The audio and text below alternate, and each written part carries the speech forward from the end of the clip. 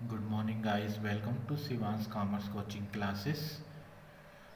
आज हम higher secondary मुख्य परीक्षा 2020 बुक कीपिंग एंड अकाउंटेंसी का जो मेन पेपर था उस पेपर के लिए आज मैं आपको पूरा का पूरा सॉल्यूशन बताने वाला हूँ इस पेपर का। इससे पहले जो मैंने वीडियो बनाया था उस वीडियो में मैंने सिर्फ जो वस्तुनिष्ठ प्रश्न थे उन्हीं के बारे में बताया था, लेकिन आज मैं जो है आपको इस पूरे जो 22 क्वेश्चन है, 23 जो क्वेश्चन है उन क्वेश्चन का पूरा विवरण आपको बताने वाला हूँ। इसके लिए देखिए, सबसे पहले इसमें लिखा है कि सभी प्रश्न हल करना अनिवार्य है। प्रश्न क्रमांक 1 से लेके 5 तक वस्तुनिष्ठ प्रश्न हैं, जिनमें सही विकल्प के 6 अंक, रिक्त स्थान के 7 अंक, सही जोड़ी के 6 अंक, एक शब्द एक वाक्य में उत्तर के 7 अंक, सत्य असत्य पर 6 अंक निर्धारित हैं। प्रश्न क्रमांक 6 से लेकर 15 तक अति लघुत्तरीय प्रश्न है और प्रत्येक प्रश्न के लिए 2 अंक निर्धारित हैं, जिसकी शब्द सीमा 30 शब्द है। प्रश्न क्रमांक 16 से 19 तक लघुत्तरीय प्रश्न है और प्रत्येक प्रश्न के लिए 3 अंक निर्धारित हैं, शब्द सीमा 75 अंक शब्द है। प्रश्न क्रमांक 20 से लेकर 23 तक दीर्घ उत्तरीय प्रश्न है, प्रत्येक प्रश्न के लिए 4 अंक निर्धारित हैं, शब्द सीमा 120 शब्द है। प्रश्न क्रमांक 6 से 23 तक सभी में आंतरिक विकल्प दिए गए हैं। इसके बाद अगला पॉइंट है, संख्यात्मक प्रश्नों में शब्द सीमा का कोई बंधन नहीं है। तो ये हमारा बुक कीपिंग एंड अकाउंटेंसी का पेपर है और इसका जो सॉल्यूशन है वो मैं आपको अभी यहाँ बता रहा हूँ। ये है हमारा बुक कीपिंग का सॉल्यूशन जो है। इसमें मार्किंग जो स्कीम भी दी गई है, मार्क का जो सिस्टम दिया गया है, किस प्रकार से मार्क आपको दिए जाने हैं, ये आपको कहीं नहीं मिलेगा, ये आपको हमारे पास ही मिलेगा। तो इसको आप अच्छे से देखिए, इसमें सारे आंसर जो दिए हैं वो दिए गए हैं। तो वो मैं आपको यहाँ पर बारी बारी से एक एक करके आपको बताऊंगा। जैसे यहाँ पर इसका जो आंसर था कि सही विकल्प चुनिए। सही विकल्प चुनिए में ये था पहला, आय व्यय खाते से ज्ञात होता है। तो इससे क्या ज्ञात होता है? तो इसका आंसर था अधिक या कमी। इसका जो आंसर है अधिक या कमी। दूसरा था, अंशों का हरण करते समय अंश पूंजी को नामे किया जाता है। तो इसका जो आंसर था वो था हमारा मांगी गई राशि। इसका तीसरा क्वेश्चन था, साझेदारी का अनिवार्य अंग है लाभ तथा हानि को बांटना। इसके बाद है, रोकड़ प्रभाव विवरण संबंधित है। रोकड़ प्रभाव विवरण संबंधित है तो लेखांकन क्रमांक 3 से संबंधित है। इसके बाद अगला था, निम्नलिखित में से कौन सा वित्तीय विवरण विश्लेषण का उपकरण नहीं है? तो इसका आंसर है तलपट। इसके बाद अगला जो था हमारा वो था, ख्याति है। ख्याति क्या है? एक स्थायी संपत्ति है। इस तरह से ये हमारा पहला क्वेश्चन जो है कंप्लीट हो गया। इसके बाद हमारा क्वेश्चन नंबर 2 था, जो कि था हमारा रिक्त स्थानों की पूर्ति कीजिए। तो रिक्त स्थानों की जो पूर्ति कीजिए, इसमें जो क्वेश्चन है वो आपको मैंने पहले ही बता दिए थे, सिर्फ मैं अब उनको उसके आंसर आपको बता रहा हूँ। तो रिक्त स्थान जो है उसमें पहले में आएगा दायित्व, दूसरे में आएगा गणितीय, तीसरे में आएगा प्रमाण पत्र, चौथे में आएगा अनिवार्य, पांचवें में आएगा पूंजीगत, छठवें में आएगा रोकड़ और सातवें में आएगा नाममात्र खाता। इसके बाद प्रश्न क्रमांक 3, सही जोड़ी। सही जोड़ी देखिए, सबसे पहला है, विघटन के पश्चात सर्वप्रथम भुगतान तृतीय पक्ष को किया जाता है। साझेदार की मृत्यु पर उसके हिस्से का जो भुगतान उसके कानूनी उत्तराधिकारी को किया जाता है। फर्म का आंतरिक दायित्व साझेदार का ऋण, फर्म का बाहरी दायित्व बैंक ऋण, साझेदारी संलेख बनाना अनिवार्य नहीं है, चिकित्सक पेशेवर व्यक्ति। ये प्रश्न क्रमांक 3 है। इसके बाद है प्रश्न क्रमांक 4, एक शब्द या एक वाक्य में उत्तर दीजिए। प्राप्त भुगतान खाते से संचय एवं आधिक्य, संविच्छेद बिंदु, ब्याज, त्याग का अनुपात, लाभ और चूहे के स्वभाव वाली ख्याति। ये प्रश्न क्रमांक 4 के आंसर हैं। पहले भी मैंने वीडियो बना चुका हूं, आप उसमें आराम से देख सकते हैं, कोई भी आपको डाउट हो तो। इसके बाद है, सत्य असत्य बताइए। सत्य असत्य में जो है पहला असत्य है, दूसरा असत्य है, तीसरा सत्य है, चौथा सत्य है, पांचवा सत्य है, छठवा असत्य है। ये तो हो गए हमारे क्वेश्चन नंबर 5 तक के जो वस्तुनिष्ठ प्रश्न थे वो। अब जो मेन क्वेश्चन जो चालू होते हैं क्वेश्चन नंबर 6 से, जो कि आज हमारा मेन लक्ष्य था वो यही से था, क्वेश्चन नंबर 6 से। क्वेश्चन नंबर 6 में जो हमसे पूछा गया था कि गैर व्यापारिक संस्थाओं के उदाहरण दीजिए कोई 4। तो इसमें जो हमको उदाहरण देने थे 4, तो गैर व्यापारिक संस्था के उदाहरण देखिए यहाँ पर 4 दिए गए हैं। पहला दिया है शैक्षणिक संस्थाएं, विद्यालय, महाविद्यालय। धार्मिक संस्थाएं, मंदिर, गुरुद्वारा, चर्च। खेल संस्थाएं, खेल क्लब, व्यायामशाला। सामाजिक संस्थाएं, अस्पताल, पुस्तकालय। मनोरंजन संस्थाएं, सांस्कृतिक, कला, मनोरंजन समितियां। किन्हीं 4 को लिखने पर आपको अंक मिलेंगे। इनमें से कोई 4 लिखिए, लेकिन लिखना आपको इस टाइप से ही है कि शैक्षणिक संस्थाएं, तो इसमें आपको विद्यालय, महाविद्यालय लिखना है। धार्मिक संस्थाएं, इसमें जो है आपको मंदिर, गुरुद्वारा, चर्च, है ना, जो इस टाइप से आपको लिखना पड़ेगा। आपने सोचा कि आप ऐसा लिख दें, अस्पताल लिख दें, व्यायाम शाखा लिख दें, मंदिर लिख दें, मस्जिद लिख दें, विद्यालय, महाविद्यालय ऐसे लिख दें तो आपको नंबर नहीं मिलेंगे। आपको पहले लिखना पड़ेगा शैक्षणिक संस्थाएं, फिर इस हिसाब से आपको उसके 2 नाम लिखने पड़ेंगे, जब जाके आपको नंबर मिलेंगे। इसके बाद इसमें दूसरा क्वेश्चन था कि प्राप्त भुगतान खाता किसे कहते हैं। तो इसका जो आंसर दिया है वो इस तरह से दिया, ध्यान से देखिए। रोकड़ बही की साध्यता से गैर व्यापारिक संस्थाएं एवं पेशेवर जो व्यक्ति हैं वो एक निश्चित अवधि के लिए रोकड़ से इसका ज्ञान प्राप्त करने हेतु एक खाता बनाते हैं, जिसके डेबिट पक्ष में सभी नगद प्राप्तियां तथा क्रेडिट पक्ष में सभी नगद भुगतान को लिखा जाता है, जिसे हम प्राप्त भुगतान खाता कहते हैं। इस तरह से हमारा ये क्वेश्चन नंबर 6 जो है कंप्लीट हो गया। इसका क्वेश्चन नंबर 7 था कि साझेदारी अधिनियम 1932 के अनुसार साझेदारी की परिभाषा दीजिए। और इसके दूसरा क्वेश्चन था लाभ हानि नियोजन खाता किसे कहते हैं। तो देखिए 7 का पहला क्वेश्चन है, साझेदारी अधिनियम 1932 की धारा 4 के अनुसार साझेदारी उन व्यक्तियों के बीच संबंध है जो किसी ऐसे व्यापार के लाभ को बांटने के लिए सहमत हो जो उन सब के द्वारा या उन सब की ओर से किसी के द्वारा चलाया जाता हो। ये क्वेश्चन नंबर 7 का आंसर है। इसके और में जो क्वेश्चन था उसका आंसर है, साझेदारी से संबंधित आपसी व्यवहारों का लेखा करने की लाभ हानि नियोजन खाते के बाद एक और खाता बनाया जाता है, जिसे हम लाभ हानि नियोजन खाता कहते हैं। इस खाते के प्रारंभ में लाभ हानि खाते का शुद्ध लाभ क्रेडिट पक्ष में लिखा जाता है, आहरण पर ब्याज लिखा जाता है। शुद्ध हानि डेबिट पक्ष में लिखने के पश्चात पूंजी पर ब्याज, साझेदारों का वेतन, कमीशन लिखा जाता है। ये क्वेश्चन नंबर 7 के आंसर। इसके बाद क्वेश्चन नंबर 8 था, ख्याति की कोई 2 विशेषताएं लिखिए। ख्याति की 2 विशेषताएं लिखिए। तो इसमें देखिए पॉइंट दिए हैं, ख्याति एक अमूर्त एवं अदृश्य संपत्ति है, ख्याति एक विक्रय योग्य संपत्ति है, ख्याति पर ह्रास नहीं लगाया जाता, ख्याति का मूल्यांकन किया जा सकता है, ख्याति अधिक लाभार्जन में साध्यक होती है। ये कोई 5 पॉइंट दिए, इसमें से आपको कोई 2 अंक लिखने हैं। इसके बाद था अगला क्वेश्चन कि नए साझेदार को कौन कौन से प्रमुख अधिकार प्राप्त हैं। तो इसमें नए साझेदार जो अधिकार प्राप्त हैं वो दिए गए हैं।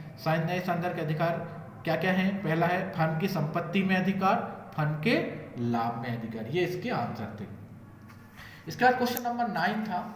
9 क्वेश्चन था कि साझेदार के निष्कासन से क्या समझते हैं आप, मतलब जो साझेदार का निष्कासन कैसे होता है।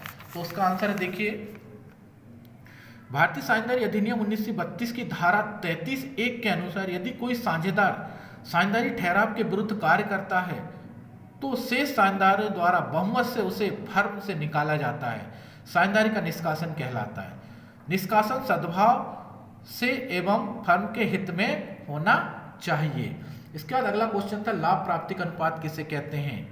फर्म में किसी साझेदार द्वारा अपकार ग्रहण करने की स्थिति में यदि शेष साझेदार व्यवसाय शुरू रखते हैं तो शेष साझेदारों से लाभ प्राप्ति के अनुपात में कुछ ना कुछ वृद्धि अवश्य होती है और इस वृद्धि को ही हम लाभ प्राप्ति का अनुपात कहते हैं। इसका सूत्र लिखना जरूरी होता है, लाभ प्राप्ति का अनुपात = नया अनुपात माइनस पुराना अनुपात। इसके बाद है क्वेश्चन नंबर हमारा 10। 10 है साझेदारी का समापन किसे कहते हैं, और फर्म के समापन पर कौन कौन से खाते खोले जाते हैं। ये 2 क्वेश्चन है और में आए थे। तो 10 पहले देखिए साझेदारी का समापन किसे कहते हैं। साझेदारी के विघटन के से आशय फर्म के पुनर्गठन से है, अर्थात साझेदारों के आपसी संबंधों में परिवर्तन होने को साझेदारी का विघटन कहते हैं। साझेदारी के विघटन में साझेदारी व्यवसाय को उसी नाम से चालू खाता खोला जाता है, व्यवसाय निरंतर चलता रहता है, फर्म के शेष साझेदार व्यवसाय को चालू रखते हैं। इसके बाद था फर्म के समापन पर कौन कौन से खाते खोले जाते हैं। तो ये सबके नाम लिखना पड़ेगा तभी आपको मार्क्स मिलेंगे। तो फर्म के समापन पर खोले जाने वाले खाते, पहला है आपका वसूली खाता, दूसरा है आपका साझेदारों का पूंजी खाता, तीसरा है साझेदारों का चालू खाता, चौथा है आपका साझेदारों का ऋण खाता, और 5वां है रोकड़ या बैंक खाता। यानी ये सारे के सारे नाम आपको लिखने पड़ेंगे। इसके बाद क्वेश्चन नंबर 11 है कि कंपनी की कोई 2 विशेषताएं लिखिए। तो पहला क्वेश्चन है, इसका आंसर है विधान द्वारा निर्मित कृत्रिम व्यक्ति, पृथक वैधानिक अस्तित्व, सीमित दायित्व, स्थायी अस्तित्व। इनमें से आपको कोई जो है 2 लिखने हैं और फिर इसकी डिटेल देनी है। इसके बाद अगला था हमारा क्वेश्चन नंबर, इसी के और में था अग्रिम याचना किसे कहते हैं। तो इसका आंसर है जब आवेदक कंपनी को आवेदन, आवंटन या याचना की राशि देय होने पर मांग से ज़्यादा राशि भेजता है तो उसे हम अधिक राशि को अग्रिम याचना कहते हैं। पार्षद अंतर नियमों के निर्धारित प्रावधानों के तहत एक कंपनी अंशधारियों से आवेदन, आवंटन या याचनाओं की राशि अग्रिम के रूप में प्राप्त कर सकती है। इस तरह से ये क्वेश्चन नंबर हमारा 11 कंप्लीट हुआ। इसके बाद क्वेश्चन नंबर 12 है समता अंशों की कोई 2 विशेषताएं लिखिए। तो समता अंश की 2 विशेषताएं देखिए। सबसे पहले लिखा है समता अंश की विशेषताएं, समता अंशधारी स्थायी पूंजी उपलब्ध करवाते हैं, समता अंशधारी कंपनी के वास्तविक स्वामी होते हैं, समता अंश पूंजी से कंपनी के साथ में वृद्धि होती है, समता अंशधारी कंपनी की नीतियों का निर्धारण करते हैं, समता अंशों पर लाभांश की दर अनिश्चित होती है। इनमें से आप कोई से भी जो है आप 2 पॉइंट लिख सकते थे। इसके बाद है अंशों के हरण पर अंशधारी पर प्रभाव लिखिए। जब अंशों का हरण किया जाता है तो उस समय क्या अंशधारियों पर प्रभाव होता है उसके बारे में यहाँ पर लिखा है। तो इसमें पहला पॉइंट है सदस्यता की समाप्ति, भुगतान का दायित्व, लाभांश पर अधिकार ना होना, ये इसका आंसर था। इसके बाद है ऋणपत्रधारी की कोई विशेषताएं लिखिए। ऋणपत्रधारी की विशेषताएं देखिए क्वेश्चन नंबर 13। तो इसका आंसर है ऋणपत्र पर निर्गमन कंपनी की सार मुद्रा के अधीन किया जाता है। ऋण के फलस्वरूप दिया गया ऋण प्रमाण पत्र होता है। कंपनी के समापन की दशा में ऋण पत्रों के भुगतान की प्राथमिकता दी जाती है। ऋण पत्रों से दीर्घकालीन ऋण की प्राप्ति होती है। कंपनी को लाभ हो या हानि ऋण पत्र पर ब्याज भुगतान किया जाता है। ये क्वेश्चन नंबर 13 का आंसर है। इसके और में जो क्वेश्चन था अशुद्ध ऋण पत्र किसे कहते हैं। जिन ऋण पत्रों का भुगतान कंपनी के जीवन काल में नहीं परंतु केवल उसके समापन पर ही होता है उसे हम अशुद्ध ऋण पत्र कहते हैं। ये क्वेश्चन नंबर हमारा 13 कंप्लीट हो गया। इसके बाद क्वेश्चन नंबर 14 था हमारा वित्तीय विवरणों की सीमाएं। ये भी 2 नंबर का क्वेश्चन था।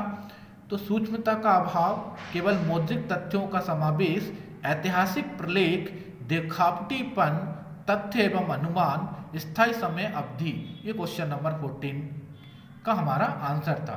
इसके जो हमारा और का जो क्वेश्चन था, क्वेश्चन नंबर जो 14 का और में जो क्वेश्चन था वो था तुलनात्मक वित्तीय विवरण किसे कहते हैं। तो उसका आंसर देखिए, तुलनात्मक वित्तीय विवरण के विश्लेषण की एक महत्वपूर्ण तकनीक है जिसके अंतर्गत 2 या 2 से अधिक अवधि के आंकड़ों की तुलनात्मक रूप में प्रस्तुत करके तुलना की जाती है तथा यह देखा जाता है कि उसमें किस प्रकार का परिवर्तन हुआ है। यह परिवर्तन धनात्मक या ऋणात्मक हो सकता है। ये क्वेश्चन नंबर 14 का आंसर। इसके बाद है क्वेश्चन नंबर 15, चल अनुपात या चालू अनुपात किसे कहते हैं। तो चालू अनुपात के देखिए इसमें लिखा है आंसर, चालू अनुपात व्यवसाय की चालू संपत्ति एवं चालू दायित्व के मध्य संबंध प्रकट करता है और इसमें फार्मूला लिखना जरूरी होता है।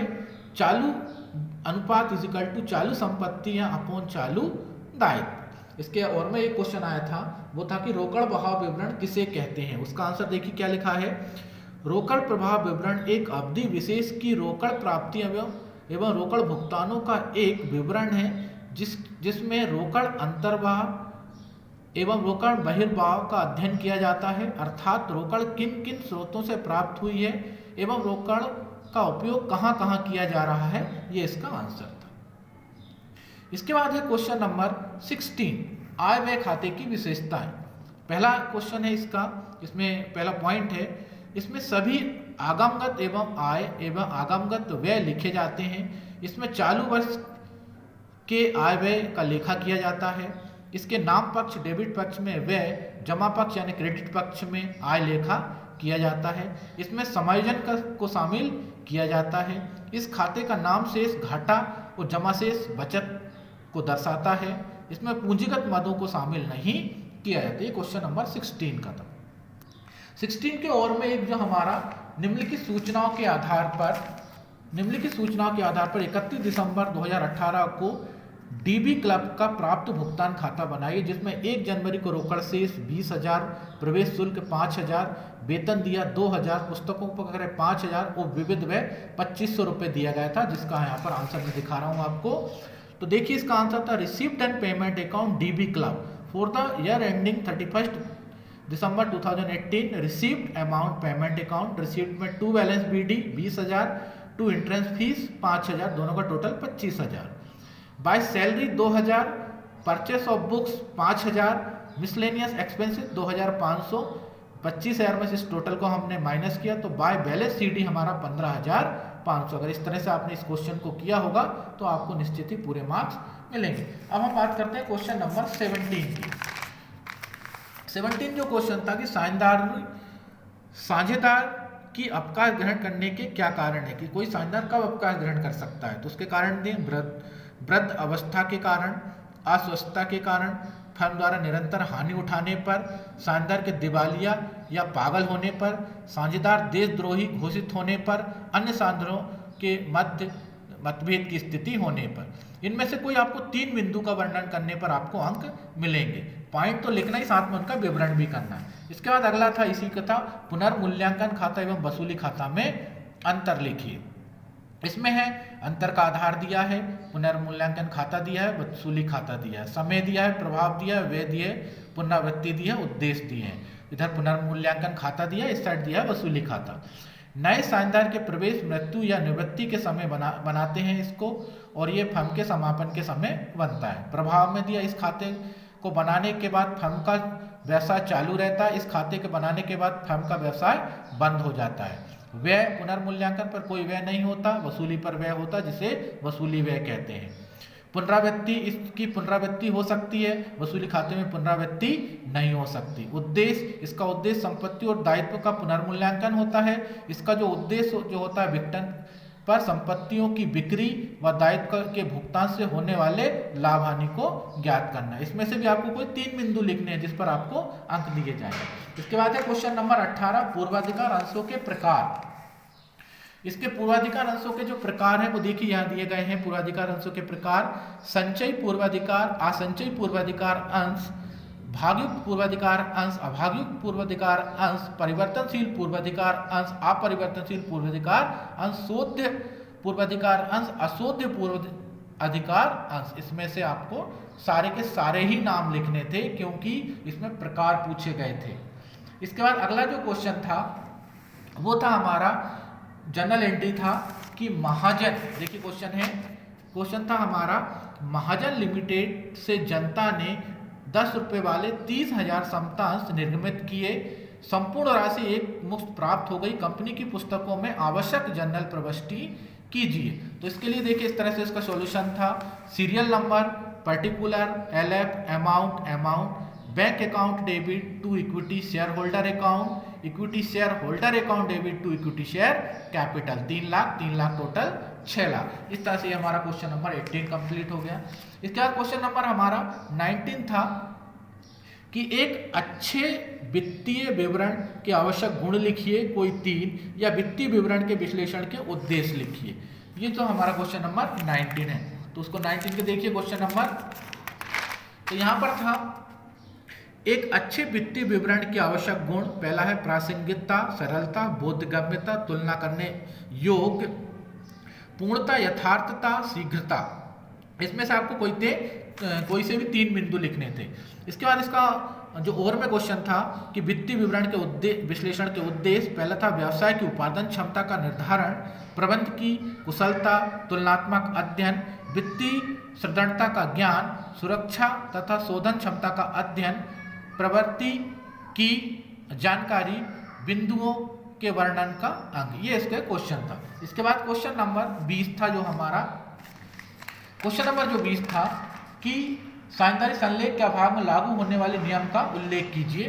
तो साझेदारी संलेख के अभाव में लागू होने वाले नियम, भारतीय साझेदारी अधिनियम 1932 की धारा 9 से 17 में दिए गए नियम इसमें लागू होते हैं। तो पहला क्या था, साझेदारों को पूंजी पर ब्याज नहीं दिया जाएगा, साझेदार को फर्म से वेतन प्राप्त करने का अधिकार नहीं होगा, साझेदार द्वारा किए गए आहरणों पर ब्याज नहीं लिया जाएगा, साझेदार द्वारा फर्म को दिए गए आहरणों पर 6% वार्षिक की दर से ब्याज दिया जाएगा, लाभ हानि का विभाजन सभी साझेदारों में के मध्य बराबर अनुपात में होगा, फर्म के प्रत्येक साझेदार को फर्म संचालन का अधिकार होगा। ये इसका क्वेश्चन था। इसके और में एक क्वेश्चन आया था, उस क्वेश्चन में profit and loss appropriation account बनाना था, जिसके बाय साइड में 1,60,000 लिखना था बाय बैलेंस बीडी के नाम से, टू इंटरेस्ट ऑन कैपिटल के नाम से कुमुद, सुमुद और कीर्ति की 15,000, 10,000, 7,500 निकाल के 32,500 निकालना था। इसके बाद 1,60,000 में से 32,500 को माइनस करना था, तो 1,27,500 आता। इस 1,27,500 को रेशो में बांटना था, तो वो बढ़ता 51,000, 38,250 और 38,250। लेकिन क्योंकि उसको हमने उसका वो दिया था, गारंटी दी थी हमने कि उसे कितना मिलेगा, ए ने कुमुद ने गारंटी दी थी, तो कुमुद के खाते में से 1750 माइनस होंगे और जो है कीर्ति के खाते में 1750 प्लस होंगे। इस तरह जो अमाउंट बाहर निकल के जाएगी वो निकल के जाएगी 49,250, 38,250 एंड 40,000। इस तरह से ये हमारा क्वेश्चन नंबर 20 जो है वो कंप्लीट होता है। इसके बाद क्वेश्चन नंबर 21 था, गुडविल का क्वेश्चन था। इसमें जो है नए फर्म में नए साझेदार के प्रवेश के कौन कौन से कारण होते हैं। तो फर्म में नए साझेदार के प्रवेश की आवश्यकता, अधिक पूंजी की आवश्यकता, विशिष्ट योग्यता, प्रतिस्पर्धा को समाप्ति, विदेश में व्यापार करने की दशा में, कर्मचारियों को प्रोत्साहन हेतु, फर्म के लिए प्रभावी व्यक्तित्व, व्यापार के उचित संचालन हेतु। किन्हीं 4 बिंदुओं का वर्णन करने पर आपको जो है 4 अंक मिलेंगे। इसके बाद है क्वेश्चन नंबर अगला था 22, उसमें था अंशों के हरण की विधि लिखिए। अंशों के हरण की जो विधि है इसमें 8 पॉइंट हैं, वो सबका वर्णन करना था, तभी आपको अंक मिलेंगे। पहला है स्मरण पत्र भेजना, फिर है सचिव द्वारा अदत्त याचनाओं की सूची बनाना, अंतिम चेतावनी देना, कार्यवाही करना, हरण के लिए प्रस्ताव पारित करना, रजिस्टर से नाम हटाना, राशि का हस्तांतरण करना, सार्वजनिक घोषणा करना। ये सारे के सारे 8 पॉइंट आपको लिखने पड़ेंगे, जब भी आपको अंक मिलेंगे। इसके बाद लास्ट क्वेश्चन था हमारा जो 23 था, चालू अनुपात ज्ञात कीजिए। तो इसमें चालू अनुपात जो ज्ञात करना था उसमें आप देखिए, current assets is equal to prepaid expenses plus stock plus debtor plus cash at bank. 5,000, 2,50,000, 75,000, 2,70,000, सबका टोटल होगा 6 lakh. Total current liabilities, creditor, outstanding salary, bills payable 1,12,000, 88,000, total 2 lakh. इसका फार्मूला था current ratio, current assets upon current liability, 6 lakh upon 2 lakh. इसका जो ratio निकलेगा 3:1। ये question number 23 था। इसके बाद था रोकड़ प्रवाह विवरण बनाने का महत्व लिखिए। तो इसमें रोकड़ प्रवाह विवरण के उद्देश्य दिए गए हैं। रोकड़ बजट निर्माण में सहायक, शोधन क्षमता का अनुमान, निर्णय में सहायक, नीति निर्धारण में सहायक, बाहरी पक्षों के लिए उपयोगी, लाभांश संबंधी निर्णय में सहायक, अल्पकालीन वित्तीय विश्लेषण में सहायक। इस तरह से ये मैंने आज आपको पूरे क्वेश्चन 23 बता दिए हैं। अब आप चेक करिए और अपने नंबर कितने आ रहे हैं उसके लिए बिल्कुल एकदम तैयारी हो चुकी है समझ। धन्यवाद।